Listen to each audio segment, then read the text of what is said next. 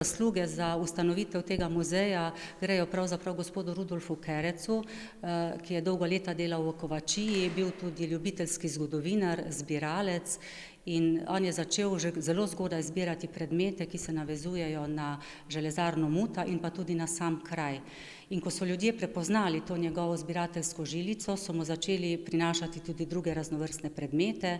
Seveda je stanovanje kmalu postalo premalo in s pomočjo lokalne skupnosti so nato leta 1973 v teh pritličnih prostorih nekdanjega dvorca Kinhofen, ki se prvič omenja v 16. stoletju, postavili najprej kovaški muzej, v katerem je bila tudi zgodovinsko-etnološka zbirka in pa kulturno-zgodovinska zbirka, no 3 leta kasneje pa so odprli še gasilsko zbirko.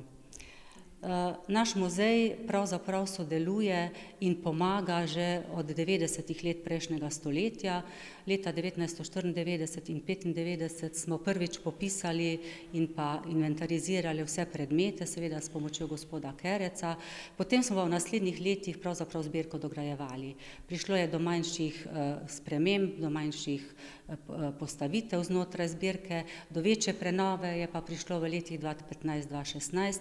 Takrat so bili ti prostori že kar dotrajani, zbirke nekoliko zastarele in tu smo s pomočjo občine, ki je prenovila prostore, potem mi zbirke na novo postavili, jih opremili s podnapisi, vsebino, tako da smo v letih 2015-2016 odprli te prenovljene zbirke vse, no nazadnje lani pa še v prizidku muzejske oziroma občinske stavbe pa še odprli prenovljen gasilski muzej.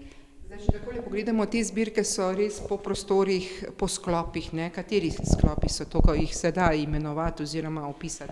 Ja, začnemo z zgodovinsko-etnološko zbirko, kjer pač podamo nek zgodovinski oris nastanka Mute in pa razstavljamo predmete, ki so vezani na prebivalce, ki so živeli tukaj v trgu Muta in pa v bližnji okolici. Potem osrednji del je namenjen kovaško-livarski zbirki, kjer se zdaj tudi nahajamo. Manjši del je namenjen zbirki o zgodovini šolstva, društvenih dejavnosti in športa in pa gasilska zbirka.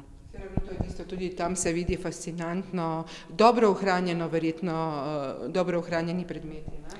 Ja, predmeti so dobro ohranjeni, moram povedati, da pri vsaki prenovi ali pa tudi vmes so veliko delo opravili naši restavratorji, ki so poskrbeli, da so predmeti pač takšni, kakršni morajo biti.